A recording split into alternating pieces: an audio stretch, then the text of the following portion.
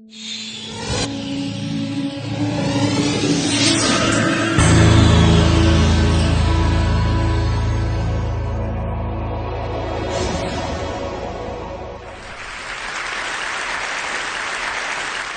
a garbage man. And you might find it interesting that I became a garbage man because I absolutely hate waste. I hope within the next 10 minutes to change the way you think about a lot of the stuff in your life. And I'd like to start at the very beginning. Think back when you were just a kid. How did you look at the stuff in your life? Perhaps it was like these toddler rules. It's my stuff if I saw it first. The entire pile is my stuff if I'm building something. The more stuff that's mine, the better. And of course, it's your stuff if it's broken. Well, after spending about 20 years in the recycling industry, it's become pretty clear to me that we don't necessarily leave these toddler rules behind as we develop into adults. And let me tell you why I have that perspective. Because each and every day at our recycling plants around the world, we handle about 1 million pounds of people's discarded stuff. Now, 1 million pounds a day sounds like a lot of stuff, but it's a tiny drop of the durable goods that are disposed each and every year around the world, well less than 1%. In fact, the United Nations estimates that there's about 85 billion pounds a year of electronics waste that gets discarded around the world each and every year, and that's one of the most rapidly growing parts of our waste stream. And if you throw in other durable goods like automobiles and so forth, that number well more than doubles. And of course, the more developed the country, the bigger these mountains. Now, when you see these mountains, most people think of garbage. We see above ground mines. And the reason we see mines is because there's a lot of valuable raw materials that went into making all of this stuff in the first place. And it's becoming increasingly important that we figure out how to extract these raw materials from these extremely complicated waste streams. Because as we've heard all week at TED, the world's getting to be a smaller place with more people in it who want more and more stuff.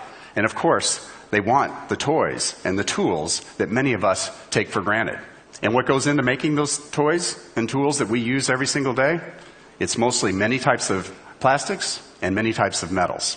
And the metals we typically get from ore that we mine in ever-widening mines and ever-deep mines around the world.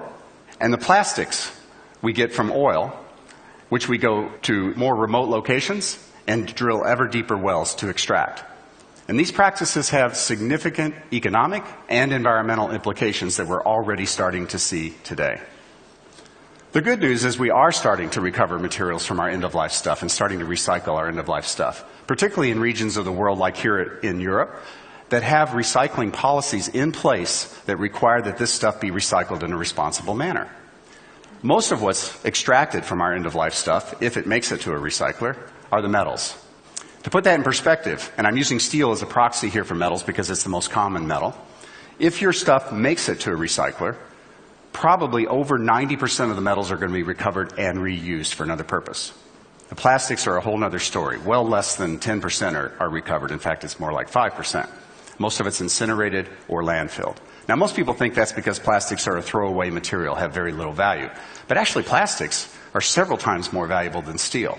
And there's more plastics produced and consumed around the world on a volume basis every year than steel. So why is such a plentiful and valuable material not recovered at anywhere near the rate of a less valuable material?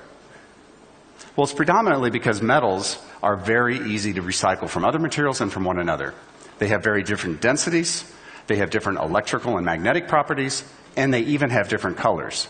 So it's very easy for either humans or machines to separate these metals from one another and from other materials. Plastics have overlapping densities over a very narrow range.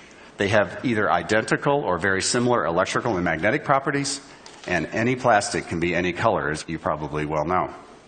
So the traditional ways of separating materials just simply don't work for plastics. Another consequence of metals being so easy to recycle by humans is that a lot of our stuff from the developed world, and sadly to say particularly from the United States where we don't have any recycling policies in place, like here in Europe, finds its way to developing countries for low-cost recycling. People for as little as $1 a day pick through our stuff, they extract what they can, which is mostly the metals, circuit boards and so forth, and they leave behind mostly what they can't recover, which is, again, mostly the plastics. Or they burn the plastics to get to the metals in burn houses like you see here. And they extract the metals by hand.